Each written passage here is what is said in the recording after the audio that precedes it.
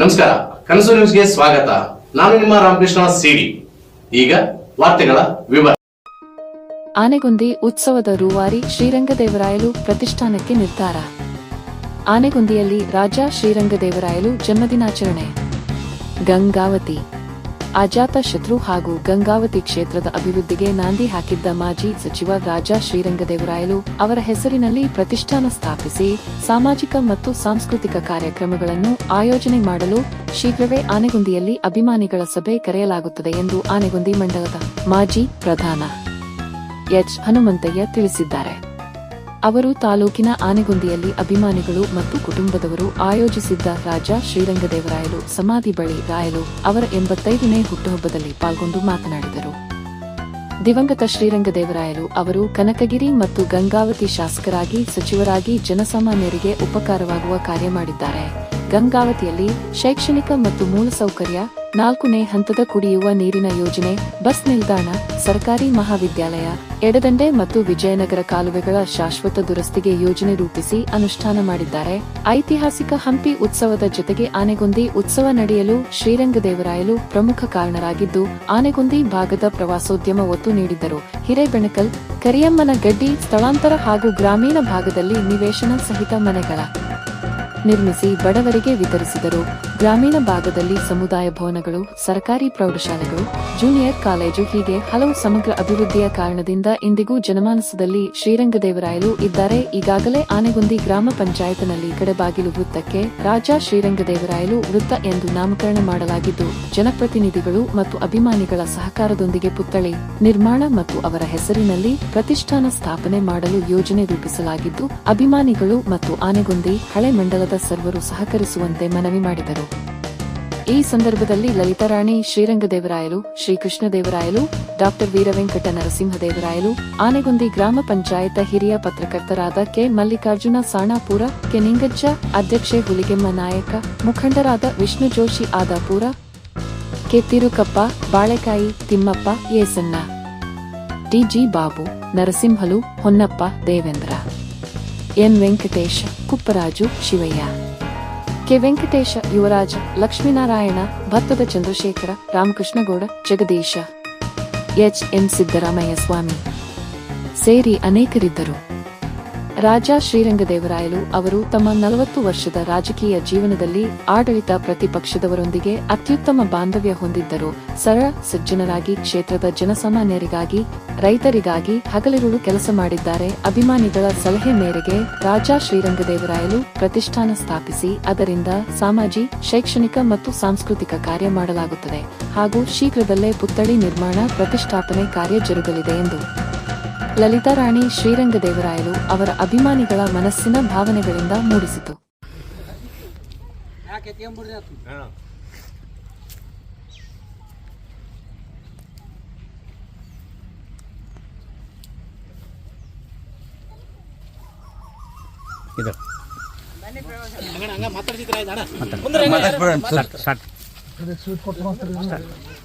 ಇಂದು ನಮ್ಮ ಅಜಾತಶತ್ರು ರಾಜ ಶ್ರೀರಂಗದೇವರ ಮಾಜಿ ಸಚಿವರವರ ಜನ್ಮ ದಿನಾಂಕದಂದು ನಾವೆಲ್ಲ ಅಭಿಮಾನಿಗಳಿಗೆ ಸೇರಿ ಏನಪ್ಪ ಅಂದ್ರೆ ಇವತ್ತು ಅವ್ರನ್ನ ಸ್ಮರಿಸುತ್ತಾ ಇವತ್ತು ಅವರ ಒಂದು ಹುಟ್ಟಿದಬ್ಬವನ್ನು ಎಲ್ಲ ಅಭಿಮಾನಿಗಳಿಗೆ ಸೇರಿ ಇಲ್ಲಿ ನಾವು ಆಚರಿಸ್ತಾ ಇದ್ದೀವಿ. ಅವ್ರನ್ನ ಒಂದು ನಾವು ಏನಪ್ಪ ಅಂದರೆ ಒಂದು ಮರೆಯಲಾರದ ದಿನ ಹೌದು. ಇಂದ ಅವ್ರು ಮಾಡಿರ್ತಕ್ಕಂಥ ಆಡಳಿತ ಸಾಕಷ್ಟು ಮಂದಿಗೆ ಏನಪ್ಪ ಅಂದರೆ ಗೊತ್ತಿದೆ. ಎಂಥ ಒಂದು ಸರಳ ವ್ಯಕ್ತಿ ಅಂದರೆ ಇವತ್ತೊಂದು ಘಟನೆ ನಾವು ಇವತ್ತು ಕೇಳಿದ್ವಿ. ನಾವು ಇಲ್ಲಿ ಕೇಕ್ ತರಕ್ಕೆ ಹೋದಾಗ ನೀಲ ಬೇಕ್ರೆ ಒಂದು ಘಟನೆ ಹೇಳಿದ್ರು. ಅವರು ಎಷ್ಟು ಸರಳ ಅದ್ರ ಬಗ್ಗೆ ಅವರಲ್ಲೇ ನಾವು ಇವತ್ತು ನಾವು ತಿಳ್ಕೊಂಡಿವಿ. ಅವ್ರು ಏನೋ ಹೊಸಪೇಟೆ ಹೊಟ್ಟಿದ್ದಾರೆ, ಅಮ್ಮವರು ಮತ್ತು ಸಾಹೇಬರು ಹೊಸಪೇಟೆ ಹೋಗ್ತಿದ್ದಾರಂತೆ.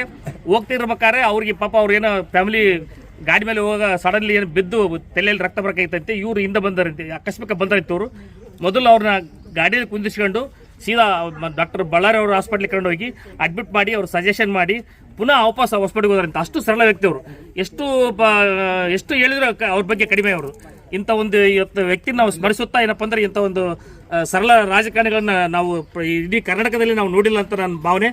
ಇದಕ್ಕೆಲ್ಲ ತಾವೇನಪ್ಪ ಅಂದ್ರೆ ಅಭಿಮಾನಿಗಳು ಏನಪ್ಪ ಅಂದ್ರೆ ಅವರಿಗೆ ಸ್ಮರಿಸುತ್ತೆ ಒಂದು ಹುಟ್ಟಿದಬ್ಬವನ್ನು ಒಂದು ಆಚರಣೆ ಮಾಡಿ ಯಶಸ್ವಿಗೊಳಿಸಿದ ಎಲ್ಲರಿಗೂ ಧನ್ಯವಾದಗಳು. ಅಜಾತಶತ್ರು ನಮ್ಮೆಲ್ಲ ಹಿರಿಯರು ರಾಜಶ್ರೀ ರಂಗದೇವರಾಯಲವರ ದಿನೋತ್ಸವವನ್ನು ಎಲ್ಲರ ಅಭಿಮಾನಿಗಳು ಸುತ್ತ ಎಲ್ಲ ಹಳ್ಳಿಯ ಮತ್ತು ಎಲ್ಲ ರೈತರ ಎಲ್ಲ ಯುವಕರು ಸೇರಿ ಇವತ್ತು ಅಭಿಮಾನಪೂರ್ವಕವಾಗಿ ಮಾಡ್ತಾ ಇದ್ದೀವಿ.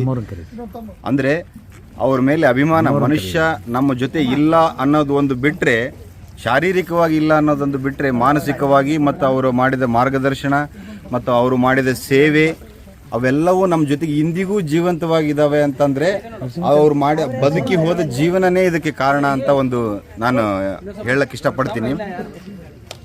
ಇವತ್ತು ಎಲ್ಲೇ ಹೋದ್ರು, ಇವತ್ತು ನಾಳೆ ನಾವು ಎಲ್ಲೇ ಹೋಗ್ತಿರ್ತೀವಿ, ಅಮ್ಮವ್ರ ಜೊತೆಗೆ ಹೋದ ತಕ್ಷಣನೇ ಅಂತಾರೆ, ನೀನು ಒಳ್ಳೆ ಸ್ಥಾನದಲ್ಲಿ ಇದೆಯಪ್ಪ, ನೀನು ಜೀವನದಲ್ಲಿ ಏನು ಕಲೆ ಇದ್ರು ಅವರಲ್ಲಿ ನೀನು ಒಳ್ಳೆತನ ನೀನು ಕಲಿ, 4 ಜನರಿಗೆ ಸರ್ವಿಸ್ ಮಾಡು, ಹೋದಲ್ಲೆಲ್ಲ ಅವ್ರದ್ದು ಮಾಡಿದ ಸೇವೆಯನ್ನು ಹೇಳ್ತಾರಲ್ಲ, ಅದು ಹೇಳಿದ್ರೆ ನನಗೆ ಇನ್ನಷ್ಟು ನಮ್ಮಂಥ ಯುವಕರಿಗೆ ಸ್ಫೂರ್ತಿ ಆಗ್ತದೆ.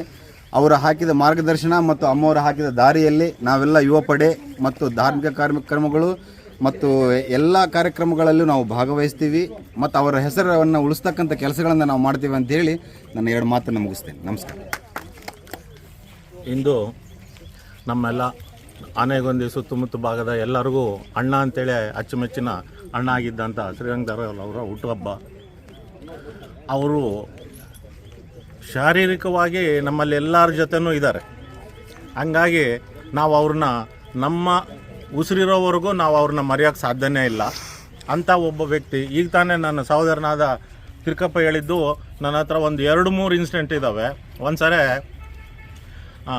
ಸ್ಕೂಲ್ ಹುಡುಗರು ಅವ್ರಿಗೇನು ಹೋಗ್ತಾ ಇದ್ದಿದ್ದು ವೆಹಿಕಲ್ ಏನು ಪ್ರಾಬ್ಲಮ್ ಆಯಿತೋ ಏನೋ, ಕಡಿಮೆ ಡೌನ್ನಾಗಿ ಇಳ್ತಿದ್ರೆ ಮತ್ತೆ ಇವರು ಕಾರ್ ನಿಲ್ಲಿಸಿದ್ರು. ಕಾರ್ ನಿಲ್ಲಿಸಿ ಅವ್ರಿಗೆ ಹೇಳಿದರು, ನಮ್ಮ ಇವನು ಸಾದಿಕ್ ಅಂತ ಇದ್ದ, ಸಾದಿಕ್ಕಿಗೆ ಇವ್ರನ್ನ ಹೋಗಿ ಸ್ಕೂಲ್ ಬಿಟ್ಟು ಬಾ ಅಂತೇಳಿ.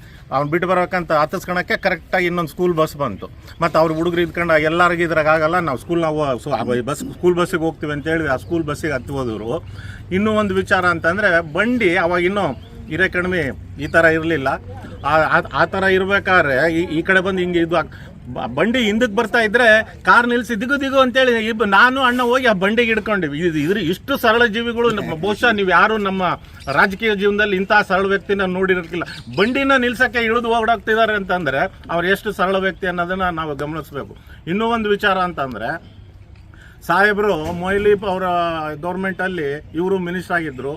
ಆವಾಗ ಪೇಪರಲ್ಲೂ ಯಾರ ಹೇಳಿದ ಪ್ರಕಾರ ಅಂದರೆ, ಆ ಕ್ಯಾಬಿನೆಟಲ್ಲಿ ಇದ್ದಂಥ ಬಹಳಷ್ಟು ಸರಳ ಜೀವಿಗಳು ಅಂದರೆ ನಮ್ಮ ಅಣ್ಣ ಒಬ್ಬರು, ಇನ್ನೊಬ್ಬರು ನಮ್ಮ ಪಕ್ಕದ ರಾಯಚೂರು ಜಿಲ್ಲೆಯವರಾದಂಥ ಅಂಬರೀಶ್ ನಾಯ್ಕ ಅಲ್ಲ ಸಜ್ಜನಿಕ ವ್ಯಕ್ತಿ, ಮಾದರಿ ವ್ಯಕ್ತಿ, ರಾಜ್ಯದ ಒಂದು ಮಾದರಿ ರಾಜಕಾರಣಿ ಅಂತಂದ್ರೆ ನಮ್ಮ ಗ್ರಾಮದ ಹೆಮ್ಮೆಯ ಪುತ್ರ ಶ್ರೀ ರಂಗದೇವರಾಯ ಅವರು. ಇವರು ರಾಜ್ಯ ಅತ್ಯಂತ ಹಿರಿಯ ವ್ಯಕ್ತಿ ಆದರೂ ಒಬ್ಬ ಸರಳ ಸಜ್ಜನಿಕ ರಾಜಕಾರಣಿ ಅಂತ ಹೇಳಕ್ಕೆ ನಾ ಇಷ್ಟಪಡ್ತೀನಿ. ಅವರಿಗೆ ಇಂದು ಹುಟ್ಟುಹಬ್ಬದ ಹಾರ್ದಿಕ ಶುಭಾಶಯಗಳು. ಇವತ್ತು ನಮ್ಮ ನೆಚ್ಚಿನ ನಾಯಕರಾದ ದಿವಂಗತ ಶ್ರೀರಂಗದೇವರವರ ಹುಟ್ಟುಹಬ್ಬ ಆಚರಣೆಗೆ ಎಲ್ಲರೂ ಆಗಮಿಸಿ ಈ ಕಾರ್ಯಕ್ರಮವನ್ನು ಯಶಸ್ವಿ ಮಾಡಿದ್ದಕ್ಕೆ ಧನ್ಯವಾದಗಳು. ಆಮೇಲೆ ಅವರ ಜೊತೆಗೆ ನಮಗೆ ಇರುವ ಒಂದು ಅನುಬಂಧ, ಅವರಿಗೆ MLA ಇದ್ದಾಗ, ಮಿನಿಸ್ಟರ್ ಇದ್ದಾಗ ಯಾವುದೇ ಆಗಲಿ, ನಾನು MLA ಇದ್ದೀನಿ, ಮಿನಿಸ್ಟರ್ ಇದ್ದೀನಿ, ಅವರು ಇವರು ಅನ್ನೋದು ದೊಡ್ಡವರು ಸಣ್ಣವರು ಅಂತಂದೇನಿಲ್ಲ, ಎಲ್ಲರೂ ತನ್ನ ಸಹೋದರರಂತೆ ಆತನ ಜೊತೆಗೆ ಕರ್ಕೊಂಡೋಗಿ ಯಾವ ಆಫೀಸಿಗೆ ಬೇಕಾದರೆ ಹಿಂದೆ ಇಟ್ಕೊಂಡು ಕರ್ಕೊಂಡೋಗಿ ಎಲ್ಲ ಕೆಲಸಗಳು ಮಾಡಿಕೊಡ್ತಿದ್ದ. ಏನು ಅವರು ಇದ್ದಾಗ ಯಾವ ಕೆಲಸ ಬೇಕಾದರೆ ಅರ್ಜಿ ಕೊಡೋದು ಬೇಕಾಗಿಲ್ಲ, ಸುಮ್ಮನೆ ಬಾಯಿ ಮಾತು ಹೇಳಿದ್ರೆ ಬಂದು ಕೆಲಸ ಮಾಡ್ತಿದ್ರು. ಆಮೇಲೆ ಎಷ್ಟು ಮಂದಿಗೆ ಅನಾರೋಗ್ಯದಿಂದ ಇದ್ದಾಗ ಬೆಂಗಳೂರಿಗೆ ಬಂದು ಅವರು ಡೈರೆಕ್ಟು ಹಾಸ್ಪಿಟ್ಲಿಗೆ ಬಂದು ಅವರು ಡೈರೆಕ್ಟ್ರ್ ಹತ್ರ ಮಾತಾಡಿ ಅವರು ಅಡ್ಮಿಂಟ್ ಮಾಡಿ ಅವರು ಕಾಳಜಿ ತೊಗೊಂಡು ಎಷ್ಟೋ ಮಂದಿಗೆ ಆ ಸೇವೆಯನ್ನು ನಮಗೆಲ್ಲರ ಅವಕಾಶ ಮಾಡಿಕೊಟ್ಟಿದ್ದಾರೆ. ಈ ಕ್ಷೇತ್ರದ ಸಲುವಾಗಿ ನಾವೆಲ್ಲ ಚಿಕ್ಕ ಮಕ್ಕಳಿದ್ದಾಗ ಅವರು ಬನ್ನಿನ ಮೇಲೆ ಬಂದು ಬಸ್ ಸ್ಟ್ಯಾಂಡ್ವರೆಗೆ ಬಂದು ಬಸ್ಗಳು ಬಿಡಿಸಿ ಗುದ್ದಾಡಿ ಎಲ್ಲ ಮಾಡ್ತಿದ್ರು. ನಾವೆಲ್ಲ ಚಿಕ್ಕ ಮಕ್ಕಳು ಗಂಗಾವತಿ ಸ್ಕೂಲ್ ಹೋಗ್ಬೇಕಾರೆ. ಇವತ್ತು ಈ ಕ್ಷೇತ್ರದಲ್ಲಿ ಜನತಾ ಮನೆಗಳು ಅಂದರೆ ಆಶ್ರಯ ಕಮಿಟಿ, ಜೈಂಟ್ ಮನೆಗಳು ಸಾವಿರಾರು ತಂದು ಕೊಟ್ಟಂಥ ದೀನದಲಿತರ ನಾಯಕರಾದಂಥ ನಮ್ಮ ಅಣ್ಣನವರೇ ಇವತ್ತು ಹೇಳ್ಬೋದು. ಇವತ್ತಿನ ದಿನ ನಮ್ಮ ರಾಜ ಶ್ರೀರಂಗದೇವರಾಯಲು ಸಾಹೇಬರು, ಯಾಕಂದರೆ ಈಗ ಇಲ್ಲಿ ಈ ಭಾಗದಲ್ಲಿ ಒಂದು ಬಿರುದು ಬಂದಿತ್ತು. ಏನಂದರೆ ಬಡವರು ಬಂದು ಶ್ರೀರಂಗ ದೇವರಲ್ಲಿ ಅಂತ ಹೇಳಿ ಪ್ರತಿ MLA ಎಲೆಕ್ಷನ್ನಲ್ಲಿ ಅದೇ ಪ್ರಚಾರ. ಯಾಕಂದ್ರೆ ಅವರು ಅಷ್ಟು ಬಡವರ ಬಗ್ಗೆ ಕಾಳಜಿ ಇತ್ತು, ಒಂದು ನೀರಾವರಿ ಬಗ್ಗೆ ಕಾಳಜಿ ಇತ್ತು, ಆಮೇಲೆ ಕೃಷಿ ರೈತರಿಗೆ ಏನೇ ಅನ್ಯಾಯ ಆದರೂ ಆ ತಕ್ಷಣ ಅವರು ಪರಿಹಾರನ ಹುಡುಕೊಡುವಂಥ ಒಂದು MLA ಅಂತ ಮಾಜಿ ಮಿನಿಸ್ಟರ್ ಅಂತ ಕೂಡ ಹೇಳ್ಕೊಳಕ್ಕೆ ಇವತ್ತು ನಮಗೆ ಹೆಮ್ಮೆ ಆಗ್ತಾ ಇದೆ. ಅವರು ಇವತ್ತಿನ ದಿನ ಯಾಕಂದರೆ ಇವತ್ತಿನ ದಿನ ಅವರು ಹುಟ್ಟುಹಬ್ಬವನ್ನು ಎಲ್ಲ ಹಳ್ಳಿಗಳಿಂದ ಸಾಕಷ್ಟು ಜನ, ಯಾಕಂದರೆ ಅವ್ರ ಸ್ವಂತ ಅಭಿಮಾನದಿಂದ ಎಲ್ಲ ಜನ ಇವತ್ತು ಹುಟ್ಟುಹಬ್ಬ ಆಯ್ತು ಅಂತೇಳಿ ಬಂದು ಹುಟ್ಟುಹಬ್ಬವನ್ನು ಆಚರಿಸಿದ್ದಾರೆ. ಮೊದಲನೇ ರಾಜಧಾನಿ ವಿಜಯನಗರಕ್ಕೆ ಸಂಸ್ಥಾನ ಆನೆಗೊಂದಿ ಅಂತೇಳಿ ಹೆಸರಿತ್ತು. ಈ ಇದರಿಂದನೇ ಒಂದು ಉತ್ಸವ, ಮೈಸೂರು ಉತ್ಸವ ಇಲ್ಲಿಂದನೇ ಪ್ರಾರಂಭ ಆಗ್ತಿತ್ತಂತ ಒಂದು ಇತಿಹಾಸ ಇದೆ. ಯಾಕಂದರೆ ಈಗಿನ ದಿನಗಳಲ್ಲಿ ಹಂಪಿ ಉತ್ಸವ ಬಿಟ್ಟು ಬೇರೆ ಒಂದು ವಿಜಯನಗರ ಒಂದು ಏನಿದೆ ಸಂಸ್ಥಾನ ಆನೆಗೊಂದಿ ಇಲ್ಲಿ ಉತ್ಸವವನ್ನು ಮರೆತು ಬಿಟ್ಟಿದ್ದಾರೆ. ಯಾಕಂದರೆ ಮೊಟ್ಟ ಮೊದಲನೇದಾಗಿ ಮಾನ್ಯ MLA ಸಾಹೇಬರಿದ್ದಾಗ, ಶ್ರೀರಂಗದೇವರ ಸಾಹೇಬರಿದ್ದಾಗ ಈ ಒಂದು ಉತ್ಸವವನ್ನು ಪ್ರಾರಂಭಿಸಿದ್ರು. ಈ ಮಧ್ಯದಲ್ಲಿ ಯಾಕಂದರೆ ಇಲ್ಲಿ ಯಾರದೇ ಕಾಳಜಿ ಇಲ್ಲ, ಆ ಒಂದು ಸ್ಥಿತಿಗೆ ಬಂದಿದೆ ಅವ್ರು ಹೋದ್ಮೇಲೆ. ಇದರಿಂದ ದಯಮಾಡಿ ಇಲ್ಲಿ ಒಂದು ಉತ್ಸವವನ್ನು ಮೊದಲ ರಾಜಧಾನಿ ಇರೋದ್ರಿಂದ ಇಲ್ಲಿ ಉತ್ಸವ ಮಾಡಬೇಕೆಂದು ನನ್ನ ಅಭಿಪ್ರಾಯ. ರಾಜ ಶ್ರೀರಂಗದೇವರ ಅಣ್ಣನವರ ಹುಟ್ಟುಹಬ್ಬದ ಅಂಗವಾಗಿ ಆನೆಗೊಂದಿ ಭಾಗ ಮತ್ತು ರಾಂಪುರ್, ಸಂಗಾಪುರ ಎಲ್ಲರೂ ಸೇರಿ ಅಭಿಮಾನಿಗಳು ಸೇರಿ ಇವತ್ತು ಹುಟ್ಟುಹಬ್ಬದ ವಿಜೃಂಭಣೆಯಿಂದ ಮಾಡಿದೆವು. ಏನಂದರೆ ಅವರ ಏನು ಈ ಅಭಿವೃದ್ಧಿ ಇವತ್ತು ರೈತರ ಪರವಾಗಿ, ಬಡವರ ಪರವಾಗಿ ಇವತ್ತು ಇಲ್ಲಿ ಏನನ್ನ ನಮ್ಮ ಸುತ್ತ ಭಾಗದಲ್ಲಿ ಜನತಾ ಮನೆಗಳು ಇದ್ದಾವಂದರೆ ಅವರ MLA ಇದ್ದಾಗ ಬಡವರಿಗೆಲ್ಲ ಎಲ್ಲ ಜನತಾ ಮನೆಗಳು ಏನೋ ಕೊಟ್ಟಿದ್ದಾರಂತ ಅವರ MLA ಇದ್ದಾಗ ಅಂಥವ್ರು ಮತ್ತೆ ಶಾಸಕರಾಗಿ ಸಿಗೋದಿಲ್ಲ. ಅಂಥವ್ರು ಅವರು ನಮ್ಮೆಲ್ಲರಿಗೂ ರೈತರಿಗೆ ನಮ್ಮ ಬಡವರ ಪರವಾಗಿ ಅವ್ರ ಆಶೀರ್ವಾದ ಇರಲಿ ಅಂತೇಳಿ 3/3/2039 ಶ್ರೀರಂಗದೇವರಣ್ಣವರು ಹುಟ್ಟಿದ ದಿನ. ಇವತ್ತಿಗೆ 85 ವರ್ಷ ಆಗಿದೆ. 86ನೇ ವರ್ಷಕ್ಕೆ ಅವರು ಬರ್ತ್ಡೇನು ಇವತ್ತು ಎಲ್ಲ ನಮ್ಮ ಆನೆಗೊಂದಿ ಹಳೆ ಮಂಡಲ 4 ಗ್ರಾಮ ಪಂಚಾಯತಿಯವರು ಸೇರಿ ಇವತ್ತು ಈ ಕಾರ್ಯಕ್ರಮವನ್ನು ಯಶಸ್ವಿಯಾಗಿ ನಡೆಸಿಕೊಟ್ಟಿದ್ದಾರೆ. ಮತ್ತು ಆನೆಗೊಂದಿ, ಮಲ್ಲಾಪುರ, ಸಣಾಪುರ, ಸಂಗಾಪುರ ಭಾಗದವರು ಎಲ್ಲರೂ ಬಂದು ಇವತ್ತು ಅಣ್ಣಯ್ಯವರು ಹುಟ್ಟುಹಬ್ಬಕ್ಕೆ ಸಾಕ್ಷಿಯಾಗಿದ್ದಾರೆ.